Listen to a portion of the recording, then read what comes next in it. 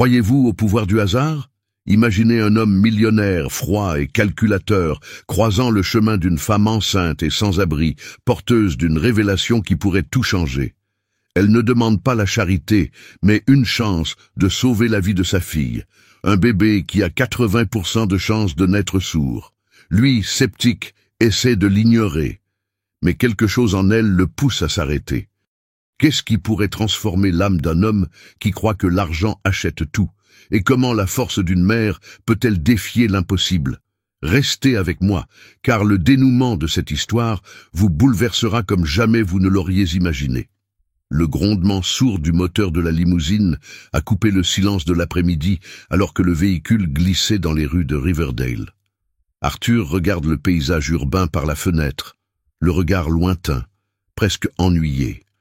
Dehors, les gens passaient à toute vitesse, avec des vêtements usés et des visages fatigués.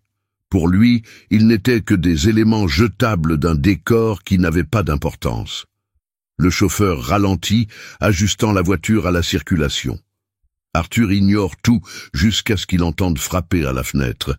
Il se retourne, fronce les sourcils. De l'autre côté, une femme échevelée le dévisage.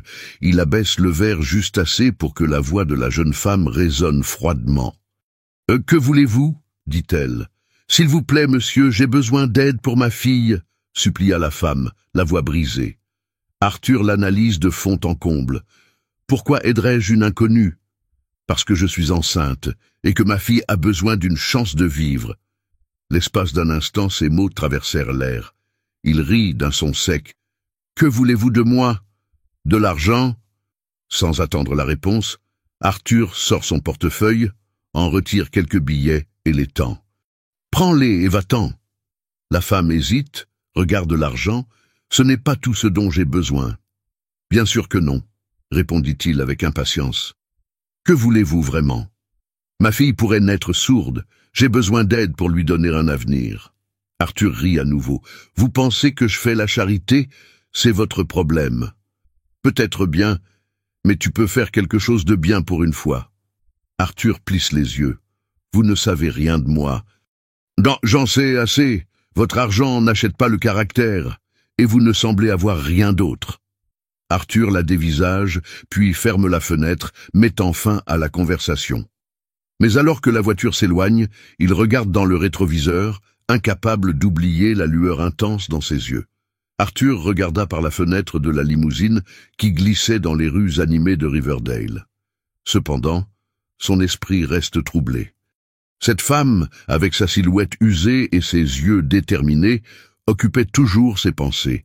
Il n'arrivait pas à décider s'il ressentait de l'irritation, de la curiosité ou quelque chose de plus profond, peut-être une ombre de malaise qu'il n'avait pas ressentie depuis longtemps. Le silence fut rompu lorsqu'il sonna brusquement l'interphone. « Arrêtez-vous au prochain café » ordonna-t-il au chauffeur, ignorant l'itinéraire initial. Frédéric se contente d'acquiescer. En attendant son café, Arthur s'accorde quelques instants de réflexion. Il se souvient de l'expression sévère de sa femme lorsqu'elle lui a dit que leur fille risquait de naître sourde. Cela l'a gêné. Plus encore, ces mots résonnent. « Tu n'as rien d'autre que de l'argent. » Frédéric revient avec le café, mais Arthur n'y touche pas. Au lieu de cela, il prend enfin la parole. « Frédéric, qui était cette femme? Vous avez vu quelque chose ?» Le chauffeur hésite. « Je crois qu'elle était au carrefour près du parc, monsieur. J'ai vu quelque chose dans ses yeux, comme si elle avait encore quelque chose à dire, mais je savais que vous ne l'entendriez pas. » Arthur renifla, déconcerté. « Vous êtes payé pour conduire, pas pour philosopher. » Frédéric resta silencieux, mais Arthur savait que le chauffeur avait raison. Avec un lourd soupir, il jeta le café intact dans le compartiment à côté de lui et ferma les yeux un instant. Au fond de lui, quelque chose le tracassait. Il avait vu le même mélange de peur et de détermination ailleurs, il y a des années. Les souvenirs commencent à affluer. Le visage de sa mère apparaît, accompagné de la rigidité de son père. Sa voix sévère résonne. La faiblesse n'est pas tolérée. Le monde engloutit les faibles. Arthur secoue la tête, repoussant ce souvenir. Il se sentait ridicule de comparer cette femme à sa propre mère, mais il y avait quelque chose dans ses yeux qui lui rappelait un passé qu'il avait passé des années à essayer d'oublier. « Frédéric, retourne au parc », dit-il soudain, à la surprise du chauffeur. « Je veux voir quelque chose. » Frédéric arrête la voiture près du parc. Arthur regarda autour de lui, mais ne vit aucune trace de la femme. Il reste immobile pendant quelques secondes, hésitant entre sortir de la voiture ou simplement continuer sa routine. Prenant une grande inspiration, il finit par ouvrir la portière et descendit. L'air était froid, mais il véhiculait une énergie différente. Ses chaussures de luxe touchent le sol rugueux, tandis que ses yeux cherchent la silhouette qui l'a déstabilisé. Au bout de quelques minutes, il l'aperçut. Elle était assise sur un banc, tenant un sac en papier qui semblait contenir quelque chose à manger. Il s'approcha lentement, ses pas résonnant sur le sol. « Encore toi ?» dit Arthur sans embâge. Helena leva les yeux, surprise de le voir là. « Tu es revenu pour distribuer d'autres aumônes ?» rétorqua-t-elle, sa voix mêlant sarcasme et lassitude. Arthur ignora la provocation. Pourquoi ne prenez-vous pas l'argent et ne mettez-vous pas de l'ordre dans votre vie? Vous semblez aimer compliquer les choses. Helena rit, mais il n'y a pas d'humour dans sa voix. Tu crois vraiment que quelques billets règlent tout? La vie n'est pas aussi simple que tes affaires. Il croisa les bras, la jaugeant. Si ce n'est pas de l'argent, que voulez-vous? Elle hésite un instant, puis dit, je veux une chance. Ma fille mérite plus que ce que je peux lui donner. Arthur penche la tête, intrigué par la fermeté de ses propos. « Et comment pouvez-vous être aussi sûr que votre fille sera spéciale?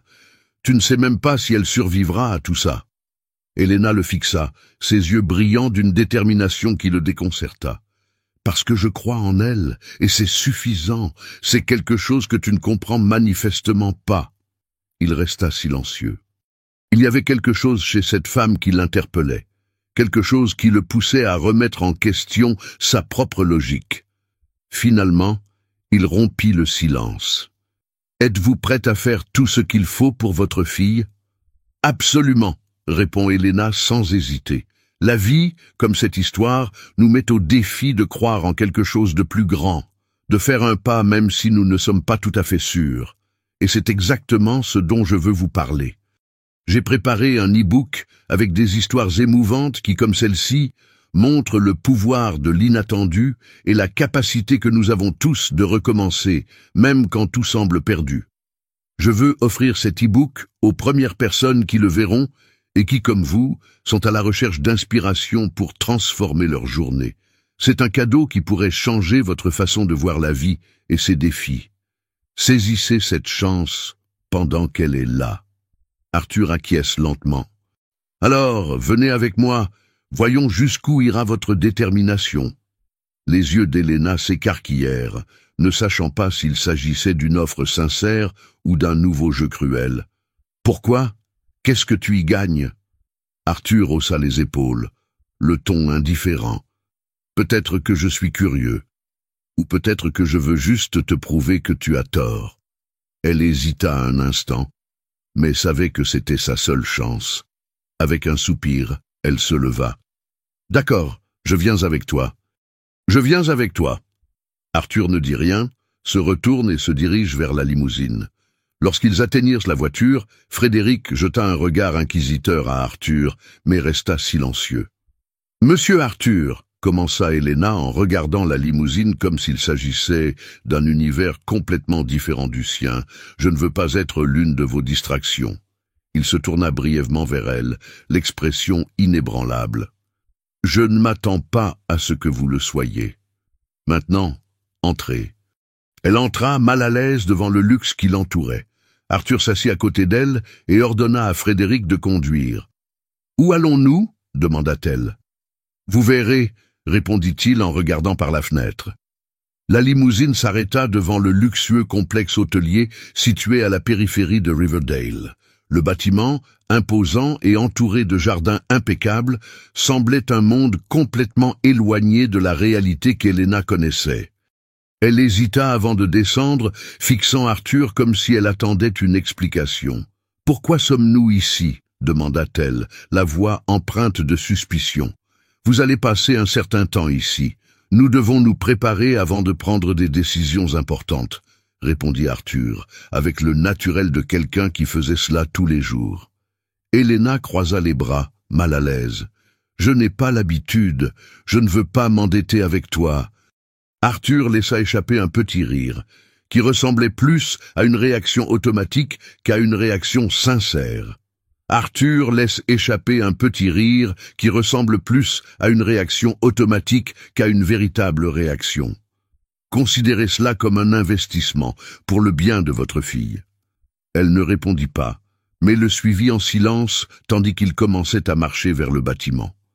À l'intérieur, les lieux étaient encore plus impressionnants. Des tapis moelleux, des murs décorés d'œuvres d'art et le son discret d'une musique d'ambiance donnaient à Helena l'impression de ne pas être à sa place. Arthur donna des instructions claires à la réception. Une chambre réservée, un spa privé et des soins médicaux immédiats. Après s'être assuré que tout était organisé, il se tourna vers elle. « Vous devez vous reposer. Demain, nous aurons une conversation plus productive. » Helena aurait voulu dire quelque chose de cinglant, mais elle était trop fatiguée. Elle se contenta d'acquiescer. « D'accord, mais je veux savoir exactement ce que tu as dit. Mais je veux savoir exactement ce que tu as en tête. » Arthur ne répondit pas directement, se contentant de lui lancer un regard qui laissait entrevoir plus de mystère que de clarté. « Nous verrons bien. » Plus tard, tandis qu'un membre du personnel l'a conduit à sa chambre, Arthur reste seul dans le hall. Ses pensées l'emmènent vers le passé, vers le visage de sa mère reflété dans un miroir doré. Il se souvint qu'elle disait toujours « Parfois, aider les autres permet de retrouver quelque chose que l'on croyait perdu. » Soupirant, il laissa ce souvenir derrière lui et reporta son attention sur le présent. Mais il fut interrompu par un bruit de pas.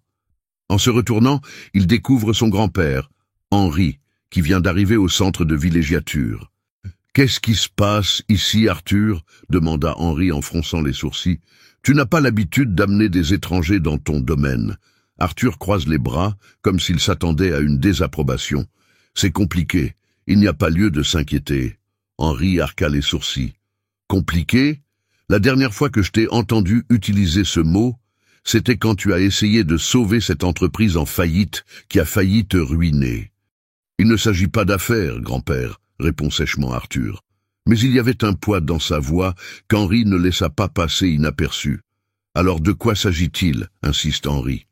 Arthur hésite avant de répondre. « D'une femme et sa fille. Elles ont besoin d'aide. » Henri resta silencieux, ses yeux évaluant attentivement son petit-fils. « Intéressant. Peut-être as-tu enfin compris que l'argent n'est pas la seule solution aux problèmes du monde. » Arthur détourne le regard. « Je veux juste régler ça rapidement. Rien de plus. » Grand-père secoue la tête en souriant légèrement. « Si ce n'était que cela, tu n'aurais pas attiré mon attention. Je suis curieux de voir ce que ça va donner. » Arthur ne répondit pas, mais les mots d'Henri résonnèrent dans son esprit, tandis qu'il montait les escaliers. Arrivé dans sa chambre, il se rendit compte qu'il était agité. Quelque chose chez cette femme lui rappelait une fragilité qu'il avait passé des années à essayer de cacher. Le lendemain matin, lorsqu'il descendit dans le hall, il trouva Helena qui l'attendait. Elle était différente, plus reposée, mais toujours en position défensive. « Alors, quel est le plan ?» demanda-t-elle en allant droit au but. Arthur la dévisagea, l'ombre d'un sourire sur les lèvres. « Nous allons voir un médecin. Je veux des réponses claires au sujet de votre fille. Et nous commençons aujourd'hui. » Arthur et Helena arrivent en milieu de matinée au célèbre centre médical Saint-Horizon. Le bâtiment, imposant et moderne, respire le professionnalisme et l'efficacité. Helena avait l'air petite et pas à sa place lorsqu'elle a franchi les portes automatiques. Mais il y avait dans sa posture une fermeté qu'Arthur a remarquée avec une admiration contenue. Ils sont accueillis par une infirmière qui les conduit au bureau du docteur Eckhart, spécialiste reconnu de la médecine fœtale. Après quelques formalités, Eckhart commence l'entretien. « Alors, madame ?» Il lance un regard inquisiteur à Helena. Elena, répond-elle rapidement. Elena Dantas. Le médecin prend des notes avant de poursuivre. Je comprends. Commençons par le début.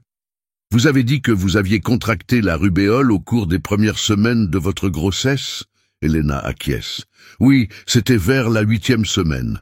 Mon médecin m'a dit que cela pouvait causer des problèmes dans le développement du bébé. Eckhart prit une expression prudente, tout en continuant à écrire. C'est vrai qu'il y a un risque, mais avant de tirer des conclusions, nous allons effectuer une batterie de tests détaillés pour évaluer le développement du système auditif et les autres impacts possibles. Arthur, qui était resté silencieux jusqu'à ce moment, l'interrompit. Docteur, faites tout ce qui est nécessaire. Ne ménagez ni vos efforts, ni vos ressources. Eckhart leva les yeux, surpris par la fermeté du ton d'Arthur. Bien sûr, monsieur. Conway, répondit sèchement Arthur. La séance initiale se termina rapidement et Elena fut emmenée pour une série d'examens. Arthur resta dans la salle d'attente, les mains croisées, observant les allées et venues. Quelque chose dans cet endroit le rendait vulnérable, comme s'il pariait sur quelque chose qu'il ne pouvait pas contrôler. Après une longue attente, Eckhart revint enfin, accompagné d'Elena. Il s'assit en face d'eux, l'air neutre. « Eh bien, j'ai les premiers résultats. Le développement du nerf auditif est lent, mais il n'est pas complètement absent. Cela signifie qu'il y a une chance de fonctionnalité, mais il y a aussi un risque qu'il ne se développe pas assez. » Elena déglutit. « Et qu'est-ce que cela signifie pour ma fille? Va-t-elle écouter ?» Eckhart soupire. « Nous ne pouvons encore rien garantir. Nous devrons la surveiller au cours des prochaines semaines. Il y a des thérapies que nous pouvons envisager, mais le temps sera un facteur décisif. » Elena acquiesça, essayant d'absorber l'information. « Je ferai tout ce qu'il faut. Tout ce qu'il faut. » Arthur observait la scène avec une expression indéchiffrable. Finalement, il prit la parole, d'un ton calme mais résolu. « Quelles sont les chances ?»« C'est difficile à dire, » répondit le docteur. « Mais compte tenu de ce que nous avons vu, je dirais que les chances d'un développement fonctionnel sont de l'ordre de 20%. » Arthur se penche légèrement en avant, les yeux fixés sur ceux d'Elena. « Nous allons donc parier sur ces 20%. Nous n'abandonnerons pas tant qu'il y aura une chance. » Elena sentit les larmes lui brûler les yeux, mais refusa de les laisser couler. « Merci, » marmonna-t-elle, presque sans voix. « Je ne sais pas pourquoi vous faites ça, mais... merci. » Arthur détourne le regard. « Ne me remerciez pas encore. Il y a encore beaucoup de travail à faire. » La consultation s'est terminée par des instructions détaillées pour une surveillance étroite. Sur le chemin du retour, le silence règne à l'intérieur de la limousine, mais il y a quelque chose de différent dans la dynamique entre Arthur et Elena. Ils ne sont plus de parfaits étrangers. Ils sont en quelque sorte liés par l'incertitude et l'espoir. Lorsqu'ils arrivèrent au centre de villégiature, Arthur se tourna vers elle avant de descendre. « Repose-toi un peu. Demain, nous commencerons à planifier les prochaines étapes. » Elena le regarde fixement, essayant de déchiffrer cet homme qui lui semble si contradictoire. Elle finit par répondre « D'accord, mais sache que, quoi qu'il arrive, je n'abandonnerai pas ma fille. C'est une chose dont tu n'as pas à t'inquiéter. » Arthur esquisse un petit sourire, presque imperceptible. C'est pour ça qu'on est encore là. La matinée était silencieuse dans la station quand Elena se réveilla, sentant une étrange nervosité dans sa poitrine. Les paroles du médecin résonnaient encore dans son esprit, mais il y avait quelque chose chez Arthur, peut-être sa détermination implacable, qui lui faisait croire qu'il pouvait vaincre les obstacles. Elle s'habilla rapidement et descendit dans le hall où il l'attendait déjà, toujours aussi impeccable et serein. « Nous avons une réunion importante aujourd'hui, » annonça-t-il sans ambages. « J'espère que vous êtes prête. » Elena acquiesça, essayant de cacher son anxiété. Elena hocha la tête, essayant de cacher son anxiété. Du moins, autant que je peux l'être. Arthur l'observa un instant, comme s'il évaluait ses forces. « C'est bien. Passons aux choses sérieuses. » Peu de temps après, ils étaient de retour au centre médical Sainte-Helena, subis d'autres examens. tandis qu'Arthur attend seul dans la salle d'attente. Il passe son temps à consulter des documents sur son téléphone portable, mais son esprit ne cesse de revenir à cette femme. La force du défi qu'elle représentait le touchait d'une manière qu'il ne pouvait expliquer. Enfin, le docteur Eckhart est revenu avec les derniers résultats. Son expression était empreinte de méfiance, mais aussi de quelque chose qui ressemblait à du soulagement. « Monsieur Conway, Madame Dantas, commença-t-il. Les tests montrent que le nerf auditif est plus développé que prévu. C'est une bonne nouvelle. » Helena retient son souffle. « Cela signifie-t-il que ma fille entendra ?» Le médecin sourit doucement. « Nous ne pouvons pas encore le garantir, mais les chances sont bien meilleures qu'avant. Avec le traitement et le suivi, il y a de bonnes chances qu'elle puisse entendre à l'avenir. » Helena sentit les larmes couler, cette fois sans résistance. Elle se tourna vers Arthur, cherchant quelque chose dans son regard. Il gardait une posture ferme, mais il y avait dans ses yeux une douceur à laquelle elle ne s'attendait pas. « Alors, allons-y », dit-il d'un ton qui ne souffre aucune objection. Rien de moins que le meilleur pour le garantir. De retour au centre de villégiature, l'ambiance semble plus légère. Helena était assise sur la terrasse, observant le jardin, lorsqu'Arthur s'approcha avec 2 tasses de café. Il lui en tend une sans rien dire et s'assoit à côté d'elle. « Pourquoi fais-tu tout cela ?» demanda-t-elle, trouvant enfin le courage de l'affronter. Arthur resta silencieux un moment avant de répondre. « Parce que je le peux. Et parce que peut-être, j'en ai besoin. » Helena fronce les sourcils. « Besoin de quoi ?» Il haussa les épaules, évitant son regard. « De me rappeler qu'il y a des choses que l'argent ne peut pas acheter, et qu'il y a peut-être encore quelque chose en moi qui en vaut la peine. » Helena ne savait pas quoi dire. L'homme en face d'elle semblait être une contradiction vivante, froid et impénétrable, mais avec des éclats d'humanité qui la surprenaient. « Eh bien, » dit-elle avec un léger sourire, « je crois que vous êtes en train d'apprendre. » Arthur rit doucement, ce qui est rare de sa part. N'allons pas trop vite en besogne. La conversation est interrompue par un employé de la station qui leur apporte une enveloppe contenant les prochaines étapes suggérées par le médecin. Arthur lit les instructions en silence, puis se tourne vers Helena. « Nous devons retourner en ville rapidement. Il y a d'autres préparatifs à faire avant l'accouchement. Es-tu prête pour cela ?» Helena acquiesça, la détermination brillant dans ses yeux. « Je suis prête à tout ce qui peut arriver pour ma fille. » Arthur ne répondit pas, mais pour la première fois depuis longtemps, il ressentit quelque chose de proche de la paix. Arthur et Helena arrivent à la clinique à l'aube. Le jour de la naissance de Sophie est arrivé. Pendant qu'Helena est préparée pour la césarienne, Arthur attend à l'extérieur. Son esprit est en ébullition, mais il reste apparemment calme. Le temps semble ne pas s'écouler jusqu'à ce qu'une infirmière apparaisse avec un sourire radieux. « Monsieur Conway, Madame Dantas a donné naissance à une petite fille en bonne santé, et elle pleure. » Arthur fronça les sourcils comme s'il avait besoin d'une confirmation. « Elle pleure ?»« Oui, monsieur. C'est un très bon signe. Son audition semble fonctionner, » répondit l'infirmière. Arthur se dirigea vers la chambre où Helena tenait Sophie dans ses bras. Les larmes coulent sur son visage tandis qu'elle regarde sa fille. « Elle écoute, Arthur, » dit Helena, la voix brisée. « Notre Sophie peut entendre. » Arthur s'approcha lentement, regardant le petit visage du bébé. « Elle est plus forte que nous tous, » murmura-t-il. Helena sourit. « Elle l'est. Et toi, tu as changé toi aussi. Merci d'avoir cru en elle. » Arthur détourna le regard, essayant de dissimuler son émotion. « Je ne l'ai pas fait uniquement pour elle. Je l'ai fait parce que j'avais besoin de croire en quelque chose de plus grand que moi. » Les jours suivants, le trio séjourne au centre de villégiature. Un soir, sur la terrasse, Arthur rompt enfin le silence entre eux.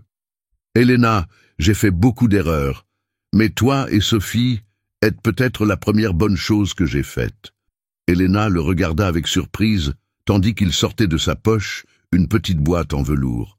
« Je veux que Sophie ait une famille complète, et je veux que tu en fasses partie pour toujours. » Il ouvrit la boîte révélant une bague. « Veux-tu m'épouser » Helena, les larmes aux yeux, répond sans hésiter. « Oui, Arthur. Oui. » Cette nuit-là, ils scellèrent le début d'une nouvelle vie ensemble, avec Sophie comme symbole de rédemption et d'espoir.